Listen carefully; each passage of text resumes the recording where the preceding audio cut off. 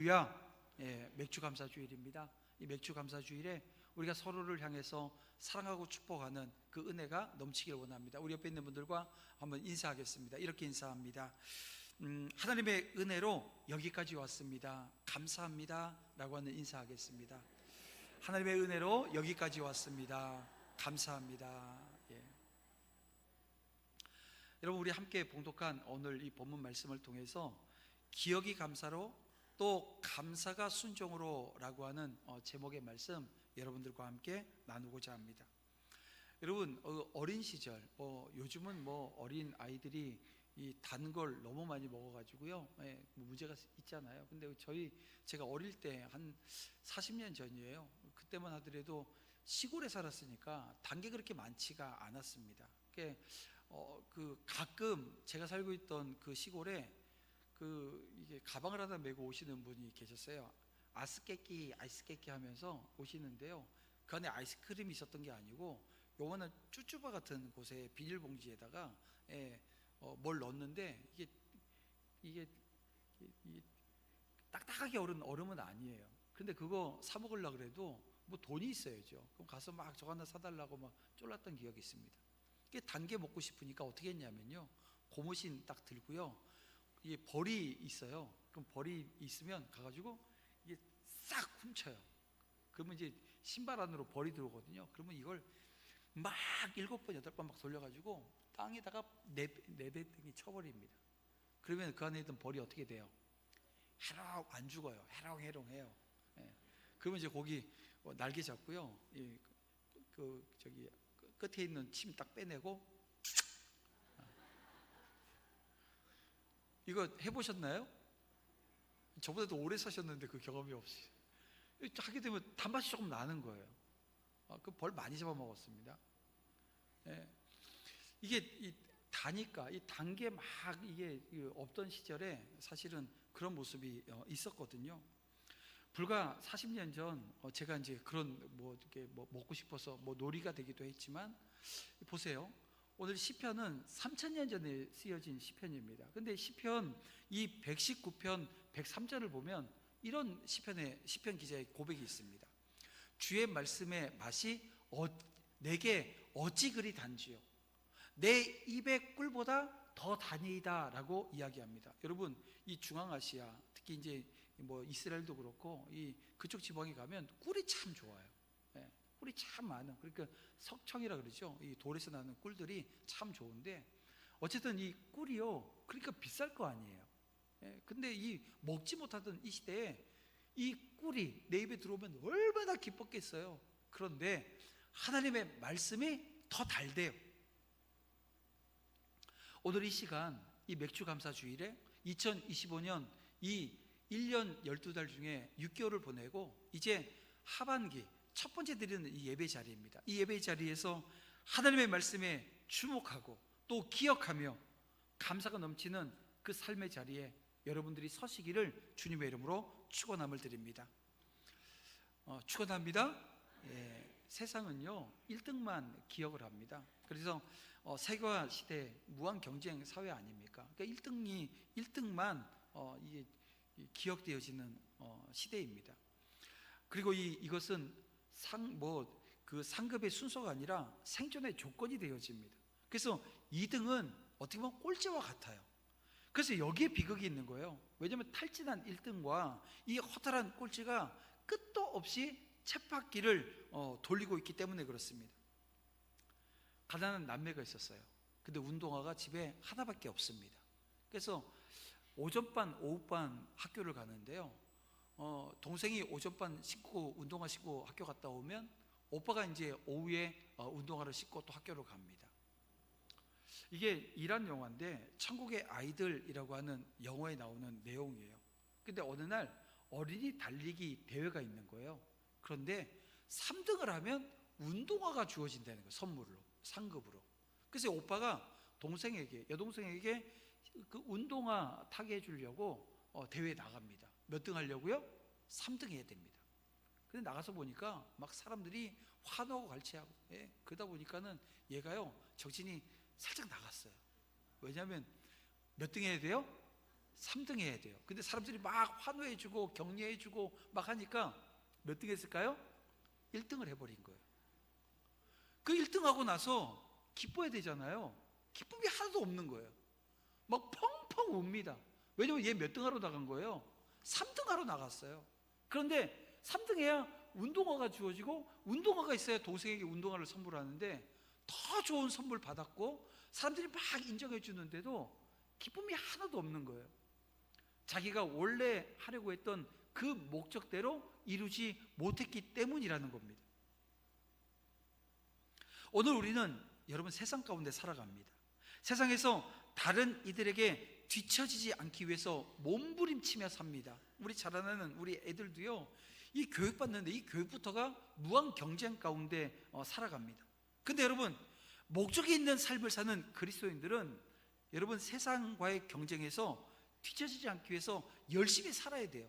그런데요, 그렇게 열심히 살다가 내가 진짜 살아가는 삶의 목적, 이걸 상실하게 되어지면요 어떻게 될까요? 3등 해야 되는 게 맞아요. 3등 해야 진짜 그게 내 목적이고 이루는데, 그냥 치열하게 경쟁하며 살다가 어떻게 해요? 1등 했어요. 다른 사람들이 봤을 때 오, 잘 살았노라고, 어떻게 그렇게 큰 집 사고 큰 차 타고 그 사람들이 부러워하는 그런 자리에 섰냐고 막 격려해 주는데 허탈한 거예요. 왜냐면 내 삶의 목적이 거기 있지 않았는데. 그래서 여러분, 오늘 이 맥주 감사 주일에 여러분이 오늘 우리 안에 이 감사를 다시 한번 꺼내놓고 하나님 앞에 서야 되는데요, 그 감사의 자리에서 내 삶의 이유, 내 삶의 목적, 여러분 이걸 상실하고 있지는 않았는가 다시 한번 여러분 돌아봐야 됩니다. 그래서 내가 지금 드리고 있는 이 감사가 하나님께서 내게 주신 것으로 인한 감사예요? 문제가 좀 생기는 거예요. 왜냐하면 덜 주면, 덜 받았다고 생각하면 뭘 안 해요? 감사가 없는 거예요. 인생을 살다 보면 반드시 기억해야 될 것이 있습니다. 여러분, 신명기 말씀은 이런 거예요.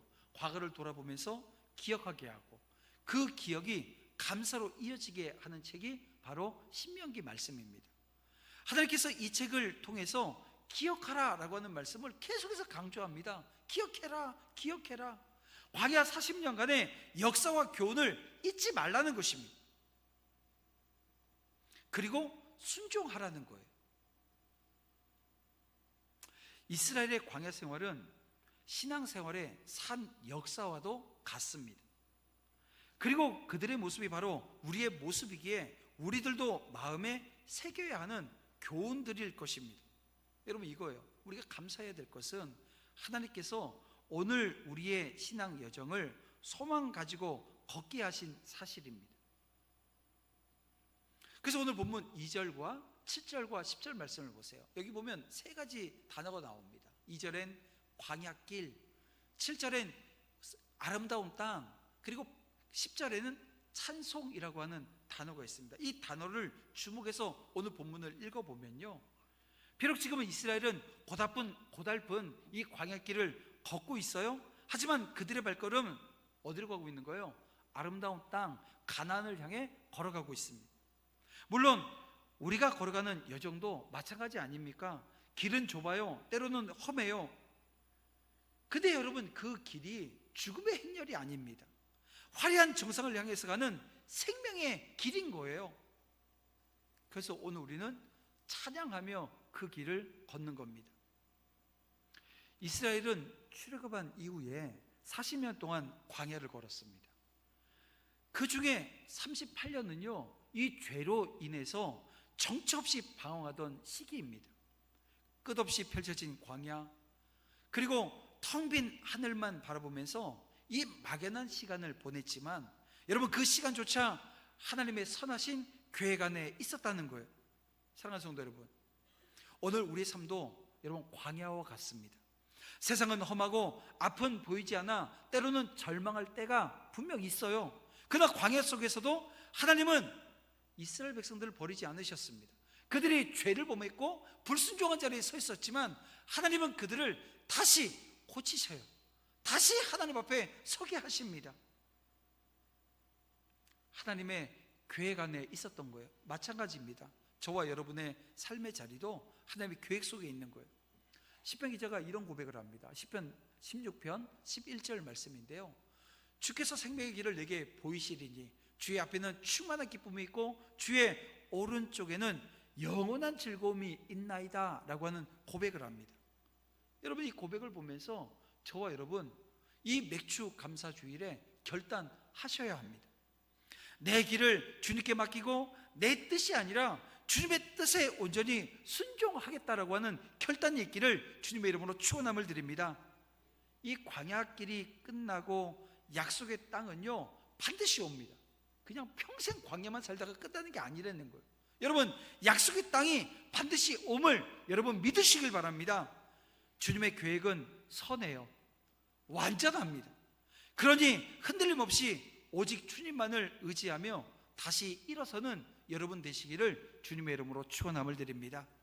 또 하나 감사해야 될 것은 하나님께서 우리를 연단해서 이 지혜로운 자로 만들어 주셨다는 것입니다. 이 로마의 그 철학자이면서 정치가 있던 키케로라고 하는 분이 이 인간이 극복해야 될 6가지를 이야기합니다. 여러 가지, 6가지가 여러 가지죠. 근데 마지막 6번째 이런 얘기를 해요. 자기의 사고방식과 행동 양식을 남들에게 강요하지 않는 것. 이거 여러분 인간이 극복해야 될 내용이라는 거예요. 우리가 가정에서 그러잖아요. 이 아버지가 조금만 이 말이 세고 이 힘이 있으면 강요를 합니다. 뭘요? 본인이 갖고 있는 사고방식을 강요하고 행동 양식을 강요를 하는 거예요. 그런 모습이 우리 안에 참 많습니다. 저도 저희 아버지가 되게 강하신 분이세요. 그래서 얼마나 엄하셨는지 몰라요. 근데 그 엄한 아버지 옆에는 더 엄한 저희 어머니가 계셨어요. 그래서 보통 다른 집에서 보면 아버지가 막 혼내면 뭐 어떻게 해요? 저희 집에서 그러고 제가 막 하려고 그러면 저희 집사람이 아유 당신 왜 그러냐고 하면서 말려요. 저희 어머니는 더 하라고 막 더 하라고 해요. 그래서 솔직하게 아버지가 미운 게 아니고요, 엄마가 더 미웠어요. 왜냐면 좀 말려주지. 왜냐면 저희 아버지 어릴 때 화가 나시면요 주변에 보이는 거 가지고 막 때리시겠다고 하는데 이 시골이니까 뭐가 많았어요? 아니 장작을 패우고 나면 장작 더미가 있는데 장작을 드시면 어떡하겠다는 거예요. 근데 여러분 보세요. 저와 여러분의 삶의 자리에 누군가에게 내 생각을 막 강요를 하고 행동 양식을 강요하는 그 모습이 있어요, 없어요? 있어요. 그런데 여러분 그 분위기가, 그런 모습이 이게 뭐 가정을 넘어서 이 사회, 이 국가 안에서도 너무 팽배한 모습을 봅니다. 이런 거죠. 자기만 옳다는 거예요. 다른 사람의 생각은 잘못됐다는 거예요. 근데 누구 하나도 내가 잘못했다, 내가 틀렸다 이렇게 말하는 사람이 없습니다. 그러니 당연히 변화가 없고 혼란과 아픔만 계속되어지는 것 아닙니까? 하나님께서 하나님의 사람들을 연단해서 그들을 변화시키십니다. 연단을 통해서 우리를 변화시키세요. 그래서 여러분 우리가 복음, 우리가 예수 믿고 그 복음 아래 살아가는데, 여러분 복음이 여러분 처음엔 어떻게 여러분 앞에 다가오셨나요? 이 복음이요 참 어렵게 다가옵니다. 왜냐하면 복음은 오늘 우리에게 끊임없이 뭘 요구해요? 변화를 요구합니다. 그러니까 오늘 우리가 십자가 복음 아래에 있고 저와 여러분이 이 복음으로 각성하게 되어지면 변혁이라고 하는 것, 이 변화라고 하는 게 오늘 우리 안에 오게 되어집니다. 그래서 우리가 교회사를 보게 되어지면, 그리고 교회사 가운데 그 교회사를 진단했던 많은 학자들이 오늘 우리가 서 있는 이 자리 십자가 앞에 각성해야 되고 변혁해야 된다는 거예요. 쉬워요? 쉽지 않아요. 그럼에도 불구하고 끊임없이 오늘 우리는 그 자리에 서야 된다는 것입니다. 왜요? 그래야 시간이 지나면서 감사가 있고 그 감사가 큰 감사로, 그리고 더 큰 감사로 이어집니다. 그리고 기쁨이 있고 큰 기쁨이 있고 더 큰 기쁨으로 이어지기 때문에 그래요. 하나님께서 이스라엘을 광야로 보내신 이유는 다른 데 있지 않습니다. 그들을 하나님 백성답게 살게 하기 위해서입니다. 자, 3절 말씀을 우리 다시 한번 볼게요. 다 같이 한번 볼까요? 너를 낮추시고 너를 줄이게 하시며 또 너로 알지 못하며 내 조상들도 알지 못하던 만나를 내게 먹이신 것은 사람이 떡으로만 사는 것이 아니요 하나님의 입에서 나오는 모든 말씀으로 사는 줄을 내가 알게 하려 하심이니라. 특별히 하나님은 지금 이 이스라엘 백성들, 이 광야 1세대, 2세대가 어떻게 돼요? 그 자신이 가지고 있는 그 인생관, 이 삶의 철학이 바뀌기를 원하셨던 거예요. 그리고 바꿔놓기 위해서 이 광야를 허락하셨던 겁니다. 세상 사람들은 떡으로 산다고 얘기합니다. 그렇지 않아요? 저 여러분, 돈 없으면 살 수 있어요? 돈 없이 살 수 있는 분 계십니까? 없습니다. 그런데 오늘 우리가 이게 그냥 오늘 우리의 삶에 최적화되어져 있어요. 그런데 성경은 뭐라고 말씀하냐면 돈으로 사는 게 아니라는 거예요. 떡으로 사는 게 아니라는 거예요. 하나님께서는 사람은 하나님의 말씀으로 산다고 가르치십니다. 그것은 다른 게 아니라 순종하는 삶을 말한다고 여러분 볼 수 있는 거예요. 사람이 진정으로 변하는 게 결코 쉽지가 않습니다. 내적 변화 없이는 외적인 변화도 없습니다. 생각이 바뀌지 않으면 행동도, 습관도, 성격도, 그리고 결국 운명도 결코 바뀌지 않아요. 그러나 우리 자신과 이 날의 참된 변화를 이루실 수 있는 분이 계시는데요, 바로 예수 그리스도이십니다. 그분을 진정으로 만났던 사람들은 다 변해요. 여러분, 행악자였던 바울이 변했고, 탐욕스러웠던 삭개오도 변했습니다. 그리고 이 시간 저와 여러분, 어떤 삶의 자리에 서 있는지, 어떤 모습이 정말 제대로 되어진 모습인지 우리는 알지 못합니다. 왜냐하면 거룩한 주일에 저와 여러분 거룩을 이루기 위한 거룩의 모습으로 이 자리에 서 있어요. 근데 오늘 우리의 심령은요, 오늘 우리의 마음은요, 오늘 우리의 생각은요, 여러분의 삶의 자리는요 어떤지 알 수 없어요. 근데 우리 하나님은 아시고, 그 하나님께서 여러분들에게 복음을 제시해 주셨고, 그 복음으로 말미암아 각성하는 거예요. 여러분, 우리가 그 11월 셋째 주 우리 다모임 사역을 준비합니다. 6월 한 달 동안 여러분들이 작정하셨는데요, 무려 작정한 인원이 370명이 넘어요. 놀라지 않으시네요. 370명이 넘습니다. 그러니까 지금 근데 작정 안 하신 분들이 꽤 많으시더라고요. 제가 전화 한 번씩 드릴까요? 아니면 작정하실래요? 전화 받고 하실래요? 그냥 하실래요? 예. 제가 또 여러분에게 강요를 하나요? 이건 강요가 아니고요, 사명의 자리에 서자고 권면 드리는 겁니다. 그래서 이 권면을 받는 분들은 복된 사람들입니다. 근데 권면을 외면하게 되어지면요, 하늘의 상급이 어디로, 내게 올 그 상급이 어디로 흘러갈지 모르는 거예요. 여러분, 그러니 오늘 우리는 함께 결단하고, 내 주위를 보세요. 예수 믿었다가 떠난 이들, 그리고 예수 믿어야 될 이들, 그들에게 묻고 작정하는 게 아니잖아요. 우리는 작정하는 겁니다. 우리는 그리고 그 영혼을 품습니다. 기도합니다. 왜요? 십자가 은혜가, 사랑이 우리 가운데 있어요. 그리고 그 복음으로 오늘 우리는 이 짧지 않은 시간 각성해 나갈 겁니다. 그리고 하나님께서 주시는 은혜가 복음이 우리 앞에 있기에 분명하게 보이는 자리에 설 겁니다. 예수 그리스도만이 우리의 모든 것을 바꾸심을 여러분 믿으시길 바랍니다. 그분 안에 우리의 생각이 새로워지고 그 순종의 삶이 회복되어질 때 우리는 비로소 진짜 변화를 경험하게 되어집니다. 그래서 결단해야 돼요. 어떤 결단이요? 나의 주인 자리를 내려놓고 주님을 가장 높은 자리에 삶의 주권을 그 주님께 맡기는 거예요. 오늘부터 주님께 온전히 복종하고 새롭게 살아가는 저와 여러분 되어지기를 주님의 이름으로 축원함을 드립니다. 사람은 자신의 힘으로 재산을 모았다고 얘기를 하죠. 하지만 그건 거짓입니다. 그런 능력을 주시는 분이 하나님이시기 때문에 그래요. 자, 오늘 본문 읽진 않았지만 17절과 18절 말씀을 보겠습니다. 다 같이 한번 읽어볼까요? 그러나 내가 마음에 이르기를 내 능력과 내 손의 힘으로 내가 이 재물을 얻었다 말할 것이라. 내 하나님 여호와를 기억하라. 그가 내게 재물 얻을 능력을 주셨음이라. 이같이 하심은 내 조상들에게 맹세하신 언약을 그들과 오늘과 같이 이루려 하심이니라. 보세요. 내 하나님 여호와를 기억하라는 거예요. 재물 얻을 능력을 누가 주세요? 하나님이 주셨다는 거예요. 왜 주셨어요? 약속입니다. 하나님께서 그 조상들과 약속하신 언약을 신실하게 지키시는 과정 중에 오늘 우리에게 주어지는 축복이라는 거예요. 여러분, 신명기는 하나님의 말씀에 순종하면 복을 받는다, 순종하지 않고 불순종하면 저주받는다, 이 갈림길을 계속해서 우리에게 제시해 주는 책입니다.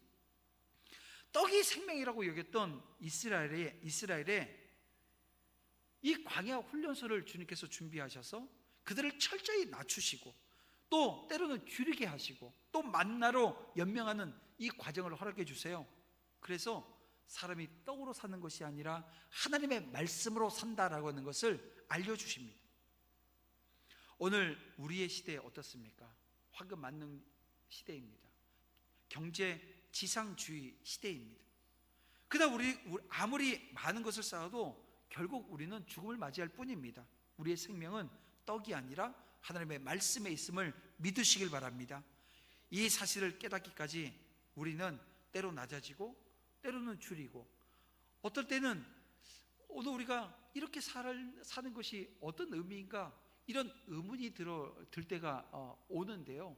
그럼에도 불구하고 하루하루를 의지하며 살아내는 그 연단의 과정을 경험하면서 오늘 주님의 은혜가, 말씀의 능력이 내게 임하는 것을 알게 되어집니다.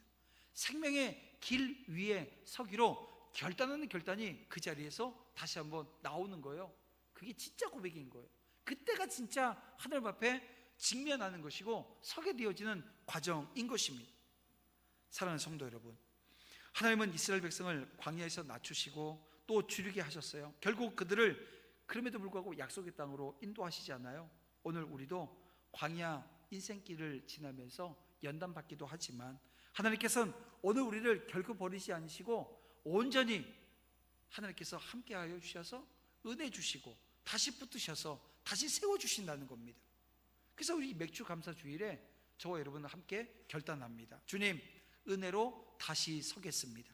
그리고 주님이 맡겨주신 사명으로 달려가겠습니다. 과거의 실패에 머물지 말고 은혜로 새 힘을 얻어서 다시 일어서십시다. 그리고 말씀에 순종하며 복음을 들고 나아가는 주님의 사명자가 되시길 바랍니다. 하나님은 오늘도 저와 여러분에게 말씀해 주세요. 일어나라고, 다시 서라고, 내가 너를 사명의 자리로 불렀으니 그 사명 감당해내라고 말입니다. 오늘 그 부르심 앞에 믿음으로 응답하는 저와 여러분 되어 하나님 주시는 그 은혜를, 이제 축복을 이제 남은 6개월 동안 하나님께서 어떤 모양으로, 이런 모양 저런 모양으로 부어주실 터인데 그 은혜를 받는 그 자리에서 오늘 우리는 하나님께 감사하고 또 하나님의 영광을 위해서 다시 쓰임받는 그 은혜 자리에 서는 역사 있을 줄 믿습니다. 그 자리에 함께 서기를 간절히 바라면서 이제 주의 은혜라 함께 찬양하면서 결단